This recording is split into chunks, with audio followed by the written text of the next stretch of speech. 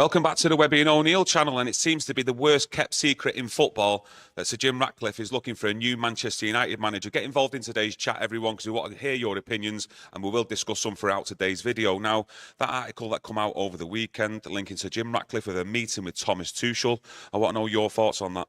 Well, the credible reports at last, they're not rumours, and what you've got to say is they are looking for a new manager. As far as I'm concerned, however you look at this, whether you're Erik Ten Hag in or whether you're Erik Ten Hag out, the fact is his position as manager, Erik Ten Hag at Old Trafford, is over. It is untenable, untenable. The farce has to stop. They're looking at a manager. They've spoken to Thomas Tuchel. Have they spoken to anyone else? We don't know.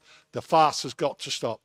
I'm telling you now, I'd be very surprised if today he's not removed from the job, because there is no point whatsoever keeping Erik Ten Hag now. Anytime he stays on, he is going to be undermined. The longer it goes, the more of a farce it becomes. So do the right thing. You're looking for a new manager. As far as I'm concerned, no matter whatever way you look at it, get him gone now, okay, so we can move on. It did state in the report in the Times from Matt Lawton that a decision has still yet to be made with Erik Ten Hag. And what are we now? Roughly about the third week into this end of season review. What is your thoughts, though, going forward? Do you think a decision will actually be made on his future this week, or? Well, these reports that they're meeting somebody talking about being a manager, Thomas Tuchel, right? Then at the end of the day, it's clear. They don't want Erik Ten Hag. They don't believe in Erik Ten Hag. They don't see him as the right man going forward. They see someone else. They want better. He's not good enough. That's why you're talking to somebody to be a manager of Manchester United and take over. Obviously, don't forget, it's only rumours about other managers. They're talking about replacing the manager. So they don't believe he's good enough. So at the end of the day, do the right thing. Get rid of him now so you can move on and everything can be out in the open, and then there's no undermining of Erik Ten Hag. Yeah. As far as I'm concerned, the longer they keep him on, it's disrespectful. It's humiliating for Erik Ten Hag. Erik Ten Hag's a proud man. He won't walk away. We know there's a payoff, and quite rightly, he'll sit there. They don't want him, so they've got to do the right thing. If you're talking about the fans and doing the right thing, you know, us the fans aside for one moment, what effect do you think this will have on the actual playing squad if Erik Ten Hag is still here as manager though next season? Well, it's untenable, his position, and the players will know that. The players' attitude will be like, any game now, we're not really trying for you. We know you're not going to be here. Imagine the media, one loss. Imagine two losses. The pylon will be unbelievable. Erik Ten Hag will be getting pelters from everywhere. He's sacked in the morning. You don't want that. It has to be clear. His position is untenable. It's as simple as that. He's got to go, okay? Ineos have made the move that they want to replace him. They're talking to other managers because they believe Erik Ten Hag isn't good enough and that there's better managers out there, and they're talking to better managers. They don't believe that Erik Ten Hag can take them to where they want, where their style of play or whatever it is. They've fallen out with Erik Ten Hag's ideas. Why haven't they already then just made the decision? If they're clearly speaking to other managers, and they clearly, in my eyes now after the weekend, want a new manager, why don't they just make that big call, the decision, and just sack him now? Well, look, I mean, I am absolutely surprised, even gobsmacked, and a few other people out there are, that when Ineos came in, they didn't remove him. I thought a clean sweep of the club. They're going to come in here, the backroom staff, the men in suits, the manager, coaching staff, the fitness, everything was going, and that included the manager, and they didn't do it, and that surprised me, okay? But what's even surprised me more is to look at him now and get rid of him, okay? I don't understand why they've left it so long, right? Forget the FA Cup final. The decision should have been made, okay? And it looks as though they are doing it. But to keep it till the end of the season baffles me. They should have just come in, okay, and removed him then. And I was very, very surprised they didn't. They could have put an interim manager in. We would have all understood that it's a clean sweep. They're moving on, and then they're going to look and take the time searching for a manager. Whereas now, this has turned into a farce, whereas it looks like they're desperate. They're going out there to find a manager. They haven't got the right manager in mind. I mean, at the end of the day, Graham Potter is right off the list, okay? Lots of people, yeah, thank God, okay, right off the list. Right off the list. But at the end of the day, if they don't find the right manager, okay, what do they do with Erik ten Hag? Then it's a farce. Then it becomes a big, big problem. And then everyone will be talking about mid-July, let's see Southgate, because he's now free to talk.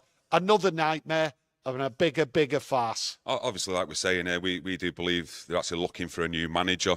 In the past, Sir Jim Ratcliffe has mentioned it's the environment, and that's been the problem why managers haven't been successful here, over a long-term period. So does that mean he's sorted the environment out now, Sir Jim Ratcliffe? The environment's not sorted then out. What's the point in bringing a new manager into an environment that isn't sorted out? The environment isn't sorted out, and I've said it time and time again. If he's thinking of bringing a new manager in, it can't be now. Okay, because he won't be able to do with the toxicity what's still in there. There's a lot of work to do. These players what are out on loan, what they don't want, and they're going to struggle to get rid. The toxicity with the players, the culture inside the club, in every department is wrong. That's going to take time. And I've always said, Erik ten Hag has been there now 2 years. He knows what's wrong in there. He knows what needs to be dealt with. But obviously, Ineos, Sir Jim Ratcliffe, and Erik ten Hag haven't seen eye to eye on certain things. And now they're moving to replace him. And I think it's a bad move. It should have been made a long time ago if that's what they wanted to do. I did actually read a piece by Oliver Kay in The Athletic this morning with my morning coffee, and I just want to read it out to you to see if you agree or you don't agree with this, but I do. It says, even to consider such contrasting figures as Southgate and De Zerbi before ending up in deep negotiations with Tuchel suggests a severe lack of clarity on the part of Ratcliffe and co, as if the only certainty in their minds is that they want rid of Erik ten Hag. Well, and it sort of really stuck in my mind that this morning. Yeah, the oddness about it all, they're all different, and you can see how they've all worked in separate jobs. I mean, you look at De Zerbi, I thought it was a big mouth. I thought it was a big mouth trying to dictate to Brighton, who are a successfully run football club.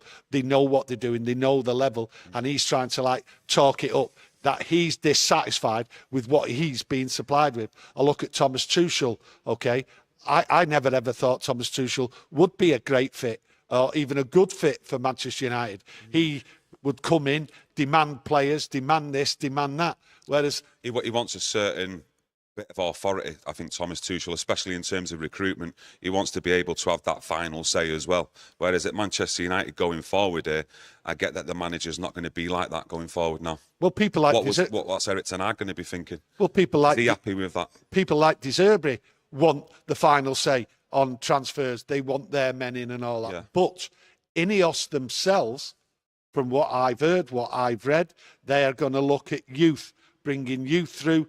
I remember a statement they said the Galactico areas is finished, paying for big players and all that. It's over, paying big wages and all that. But Tuchel is the man what would want to go out there and get the big transfer, someone who is commanding a massive fee, and he would carry on demanding. That's what he wants. That, to me, has always been against what Ineos have always stated. So I'm baffled by the Thomas Tuchel approach.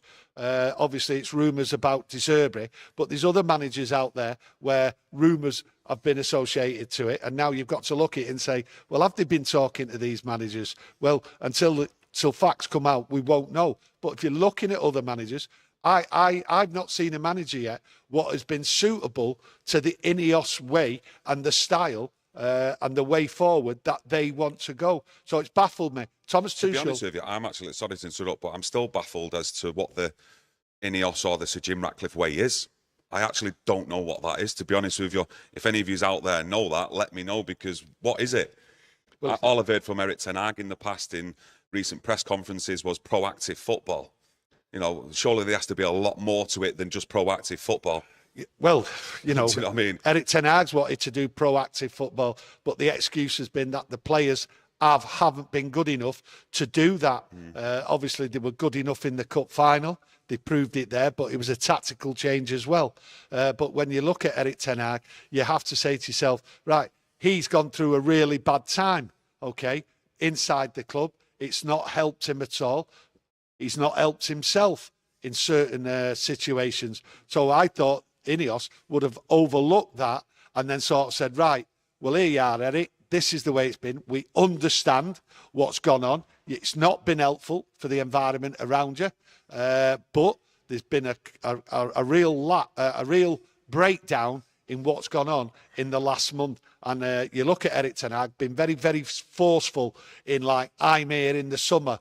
So something's wrong. I'm going to be dealing with the transfer. We're talking to Sir Jim Ratcliffe and Ineos. This is what we're doing. We're planning for the summer. Well, something has clearly broke down badly in the last month because they have changed their mind, Ineos, and started to go out there and try and find a recruitment as a manager for Manchester United. Something badly has gone wrong. Now, Erik ten Hag is sat there. He might have made demands. He might have already known before he went on holiday what was going on and that things had broke down and that they would look for a new manager. So it might be Erik ten Hag who has pushed the issue, right? We don't know until the facts come out. I'm just surmising that he might have pushed it with Ineos and they've gone, whoa, you're not on. And they've decided to go look for a new manager. Yeah, just going to dive into the chat. Ability Talk says, I think Ineos have the right to go and talk to other managers. Look, it makes sense for them to reach out to the other managers, not because they're convinced they don't want Erik ten Hag, but because they want to know what's out there. Now, listen, you can't be in a job, right, and be happy and everyone around you happy and be in a nice working environment when you know that your boss is looking around talking about replacing you at some stage. Nobody in any position can be happy with that, and it won't work because the people who you're working with won't respect you. But is it not right, though, to do that sort of due diligence, though? Like, look at the situation we had when we sat Solskjaer, just scrambling around with no actual real plan on who to replace him with, and we got Ralph Rangnick in, and you know what happened there when he walked in through the door. This isn't due diligence. This is we need a manager because it's been broke down. The relationship has broke down for whatever reason. They're out there hunting for a manager, and that's why I say today he has to go, okay, to end the farce. I've not wanted him to go. I've always wanted him to stay. I thought he should be given more time. Many, many reasons I've given for that reason. But at the end of the day, end the farce, and he has to go. He might go today. He might go Tuesday. He might go Wednesday. We don't know. But it's got to end. And in my thoughts on it, my genuine thoughts on it, is that he has to go today. And then it's open to everybody. Everyone knows where they stand and they can move on. It just can't drag on because you've got Southgate in the wings waiting in July. So does Erik ten Hag sit there waiting for that Southgate to be talked to, right? Can he? Will he? Just going into the chat, Crooner says, overreaction. Ten Hag has a year left on his contract, and maybe Ineos are just establishing contacts for the future in case next season does not go well. Well, my own personal opinion would be, mate, why wait until that time if it doesn't go well? You know, these people you're so-called establishing contacts with could be in another job next season. So if the decision's made where they're not fully keen on Erik ten Hag, the full support's not there, like you say, you might as well just make that decision now, get rid and go with the contact that you've got who you think is going to be best for the job. Surely you don't wait for the actual demise of the actual playing squad next season. No. You know, results not to go our way. You know, surely you've got to be proactive so that doesn't happen. I don't. Like, you've got your own opinion there, mate, but I'll be honest with you, I don't agree with it. They're not waiting. Okay. They're acting on what's gone on, and I think something's gone on in the last month, and they're not talking to people. They are actually out there. These are credible reports. Yeah. We've not gone on about rumours over the last month or so. These are credible reports about Manchester United replacing the manager. These talks, what they're having with Thomas Tuchel, well, what they've had, okay, and possibly had with other managers or going to be having, is to replace the manager. So why is the manager still there? No one's going to help Erik ten Hag now, okay, because he is a dead man walking. It's as simple as that. He's a dead man walking, whether you like it or not. Whether I like it or whether Kieron likes it, it doesn't matter.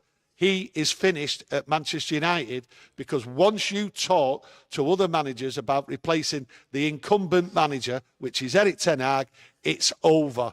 You did say Tuchel has decided to take a year off, and why? My own personal opinion on it, I don't know about yours, but I think that's just some positive PR spin from Tuchel, because he fully well knows he's not going to be the #1 choice for Manchester United. And he doesn't want to be that guy that was basically told that, you know, he's not the #1 choice, because how would that affect your ego and your CV going forward? Well, his PR spin would have jumped right into this, because if it's Manchester United what have rejected him, he's tried to get out there first. That is just taking time off to walk round. To walk round Thomas Tuchel, right, looking for work next year and saying and everyone telling you, oh, United rejected you. Well, why is that? Well, but the thing is, if doesn't sound good from his point of view that he's been rejected for one of the biggest jobs in the world, because his ego and everything behind him would be attacked, and like, oh dear, he's not good enough. Do you think any of the managers that have been linked to the United's job, like Pochettino, De Zerbi, do you think they've got any chance of actually becoming the United manager? Do you think it's just a case of Ratcliffe wanting to speak to other candidates out there before making a decision?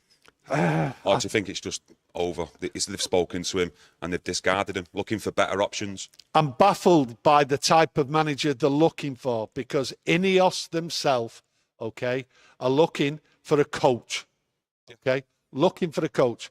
The people what have been mentioned, in my opinion, right, have all got this, like, I'm in charge, I'm going to do this. That is the opposite from what I gather, from what my understanding is what Ineos are looking for. They're looking for a coach while they put the right people in place. According to them, they're the right people. And we do this, we do that. You're just here to coach. Now, that could have been the falling out, what's happened. But to go for these managers, right, to me, it's a backward step from what Ineos are telling us. So it might be a desperate stake, and they might have been looking in the future to change the manager regardless, and bring in a coach, right, where they can dictate to, well, maybe not dictate, but say, right, here's the players, work with them, okay? And they've got the final say. It doesn't look that way to all the managers what have been mentioned. It looks like these managers always want the final say. I'm in charge, not you. Don't tell me what to do. So it's puzzling that, and that's why this farce has to end today. Yeah, Richie says, David Ornstein has been quiet. He knows something. The only thing I've seen him say, though, is Ineos admire Southgate. I do agree with you genuinely on David Ornstein and the reports he puts out, but you've also got to remember about all that Qatar stuff, mate. And I do remember when Rio Ferdinand gave it the big one that it's imminent with Qatar. Yeah. The only journalist that come out with anything pro Ineos and Sir Jim Ratcliffe was Matt Lawton, who's done this piece on Tuchel over the weekend, and he was very firm in his article, what I remember at the time, about Ineos and the actual state of mind in that process, that they were still very much like positive about it. Well, that's the good thing about when you see reports, you know, and you look back at reports, you can look back and go, that's credible. Yeah. That's credible. Doesn't always get it right. Don't get it spot on all the time. Just like anyone. Yeah. Can't be spot on all the time. But he's very credible. Yeah. And these reports tell you what's been going on. Okay? Was it last Tuesday? What, with the meeting with Thomas Tuchel? Yeah, I said that in Monaco with Sir Jim Ratcliffe last Tuesday. So it's very credible. He's chased up on the report because the report first came out in Germany. He's followed it up, and he's been accurate in a lot of things. And like you say, he was credible going on about Ineos and not Qatar. So fair play to him on this one. Akash says, are they waiting for a sporting director to actually come in, you know, with the credible reports, etc.? No. This is the thing, though, with me. I can't remember. I could be wrong. Let me know if I am. But, you know, is it Sir Jim Ratcliffe on his own who's met Tuchel? Because that would be the worry with me. I'd expect surely the football people inside the club, you know, like your Jason Wilcox, etc. Well, it should surely be there. This is the thing. This is Sir Jim Ratcliffe's problem, and he's making it his problem, right? By not like getting other people to deal with it, okay? You even think like Jean-Claude Blanc, the acting CEO at the moment, until Barada comes in. Surely he was there. Well, you need these people in on that. Hopefully other people would have been there. Yeah. I just look at it this way. You know, I look at the situation. In a way, it's sort of like a bit of madness, bit of funniness and all that. And I think to myself, there's this review going on. The Glazers are involved, Sir Jim Ratcliffe and many other people. And I think to myself, the Glazers are keeping their hands clean on this one. You know, they're just looking at Sir Jim Ratcliffe and going, throwing him under the bus instead. Well, they're just saying, hey, you think you know it all. Crack on. It's not as easy as you think. And they're just keeping their hands clean of it. And Sir Jim Ratcliffe is getting his hands dirty right at the bottom level. And he's talking to Thomas Tuchel, and he seems to be putting himself out there. So at the end of the day, can they work together? It doesn't look like it. There is things what have broke down with him, but it certainly broke down with Erik ten Hag. And I don't think the relationship with Erik ten Hag and Sir Jim Ratcliffe has broken down at the start. I think it's broken down towards the end of the season, and for whatever reason. But that's why they're out now, because I really do believe that Ineos should have been looking, right, and had under consideration different managers, right, to replace Erik ten Hag at the end of the season, and just sacked him. But something's gone terribly wrong. Yeah, I was talking about style of play. The Ineos, well, not Ineos, the Jim Ratcliffe's way. Etc. at Manchester United, playing style. And he said in February about the football strategy, we'll decide the style, plus the CEO and sporting director, probably the recruitment guys, what the style of football is.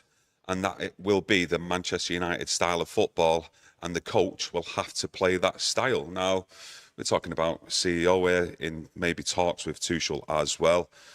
You know, sporting director, we've not even got one yet. So has Dan Ashworth been a part of this? It's one of them, isn't it? Because, like I say, I would have hoped so. Yeah, you know, with just Sir Jim Ratcliffe doing this, that's what worries me. Yeah, but you've read that out there, and that does not fit with any of the people what are being spoken about replacing Erik ten Hag. It does not fit what they are as managers. They're talking about coaches. They just don't want to be a coach. These managers, what are being spoken about, right? Some people would say, old school, looks like football's going the other way, looking for young coaches, bringing them in. These people, right, they don't like being dictated to. So that's puzzling. And like I say, to me, it's a sign of desperation, what's going on, and a farce, to be honest with you. I thought there was more. Is this a misstep by Ineos and Sir Jim Ratcliffe? I said the other day, they've made a misstep already. Is this another one? To me, it's worrying going forward. Forward planning, that's what I thought was coming here. And it just seems to be breaking down a little bit. I'm not saying it's broke. It just seems to be that they're losing a bit of control here, and it could end up desperate stakes. Yeah, Glenn did actually say, what about, it might have been just them two meeting to have an informal lunch. That's not what the reports say. The reports have come out. That, yeah, I think you might be taking the piss. I know he's on a wind-up. But hey, you know, we can all have a laugh. That's no problem at all. No, these reports are proper solid reports. They've given even the dates they met and what it was about. And Thomas Tuchel himself has come out with a bit of PR about taking a year off, and the job's not there. He doesn't want it, but looks like Ineos aren't giving it him, and there's many reasons why. Which, going for Thomas Tuchel it's baffling really, because he's not the type of man I envisage what they'd go for. Your Southgate, I can envisage him going for, because he fits their bill. Someone who will be told what to do and accept it and implement what they want, and not shout too loud. You don't hear Southgate shouting, moaning, criticising. Gets on with it. So he fits the bill. The Yorkshire Cowboy, cheers for your super chat, mate. Thank you. He says, style of play, ? Sir Matt Busby already sorted that. Well, yeah, he did. But then if you look in recent years of the managers we've had, we've totally gone against that, haven't we, with some of the managers and the style of play we've seen? football, listen, style of football changes after one decade into another decade, and if you look at it now, it's completely different. Things have changed. You need to get back on track though with that. Listen, the style Especially of football, with the youth recruitment, he's talking about history and all that. That's what I think he's alluring to, right? And when you look at it, you think to yourself, this could be damaging for Manchester United. There is a core group of young players, what Erik ten Hag has brought into this team, which only needs a decent transfer spell where you add two or three quality players, right, to move these players on. Then you think about the quality in the youth behind the scenes, what they've achieved this year, and things look rosy going forward. So when I look at all that, right, everything is in Erik ten Hag's favour for taking this team, this squad, this club forward, because people inside there understand him. They know the role. They know what they can and they can't do. So I look at it, and there's a core group of youngsters there which just need something adding to it. And then in a couple of years, things will look a lot rosier because everyone's on the same wavelength. The under-18s, the under-23s, the way they play football, straight into the first team. So it's baffling, really. And that's why I said earlier on, I think something behind the scenes has gone proper pear-shaped where they've broke down. It didn't look cordial, Sir Jim Ratcliffe and Erik ten Hag at Wembley after the final. Things looked strained. Erik ten Hag in his press conference was sort of aggressive. But, you know, Erik ten Hag, quite rightly, should be. Yeah, he was very robust as well after that FA Cup final as well, saying I'll go and win trophies somewhere else if they don't want me. Yeah, well, he was being robust. Something had broken down. So when I listened to that, you knew something was wrong. You knew something was wrong, and you expected him to come out. I truly expected, okay, on the Monday after the cup final, Ineos to announce they're searching for a new manager, Erik ten Hag sacked. That's what should have been done because the relationship had already broken down. So this is poor, right? And I hope it doesn't happen again because it's a big misstep, this. Should have just said Monday morning, bang, he's gone regardless. Because the press are the press, the media attack United no matter what, so it's inevitable. And the longer this goes, the attack will be more and it'll be worse. And I think maybe, I've just got something in my head, they might not sort of announce Erik ten Hag's going until the Euros kick on, just to dampen down the media. That might be the plan. Yeah, it's not good though going into a season then with still uncertainty around the manager though. Around the club, you know, as fans as well, like we mentioned before, especially, you know, if Manchester United do lose a game, lose a couple on the bounce, you know, you're just going to be getting all that sacked in the morning, all that kind of stuff, the media pile on. And it's no good as well for the manager. Look, the manager's got no chance here. Like I say, it's untenable. It won't last, this. It will not last. Yeah. There is only days or today or days left for Erik ten Hag. It can't go on. I've never known a position like it, right? I've said before, but when I look at Erik ten Hag's position, I think to myself, well, he's not bothered. He's already been robust, right?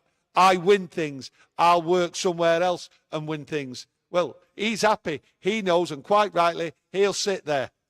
I think he knew before he went on holiday what was going on, okay? And he will just sit there, right, and wait for his payoff, and quite rightly give it him, okay? So stop the dilly-dallying, right, and stop, like, pretending we don't, options open and all that sort of stuff. That nothing's going on. People are making preparations for the departure of Erik ten Hag, and certainly Erik ten Hag is, and his staff. I'll be so amazed if Erik ten Hag doesn't get the sack. I'll be shocked as I've ever been in my life. Yeah, things could turn round. Who knows this week with what we've been seeing on reports, etc. Would it surprise you if they then come out and say, here you go, Erik, there's a new and improved contract? Do you know what I mean? Well, for him to stay, no. Yeah, listen, for him to stay, he has to not just like cut the decks and all the uncertainty then going into a new season. Well, they've done the review, speaking to other managers, and they just think, well, the man we've got in place now is the man to take us forward. Well, they might turn around. Ineos might turn around and surprise us all, okay, by turning around, announcing, we have looked at Erik ten Hag, we have liked the job he's done, right, what he's done, and we've looked round to see if there's anyone better. And in our opinion, there is no one better than Erik ten Hag. Now, that might be the biggest PR victory of anybody. So Sir Jim Ratcliffe might have had us all over with what's going on, kept the noise inside. They've not released anything. So at the end of the day, if that came out, Sir Jim Ratcliffe says, I've looked around and found nobody better than Erik ten Hag. Here's a 3-year contract. Wow, wouldn't that be something? Yeah, just going to end it on Richard Hawkins. Where's Michael Knight? And when you need him, laughing faces. Probably on a beach somewhere in his United kit doing some kick-ups. Just waffling. I know. Just like to thank everyone for joining us today for today's chat. It's much appreciated. The chat's been going off. All different opinions in there, and that's what we love to see. If you want to help support us, smash a like on the video, and we'll be back tomorrow with another Manchester United chat. So get that notification on, and hopefully we'll see you tomorrow. Or, with the latest news, if it comes out today. Yeah.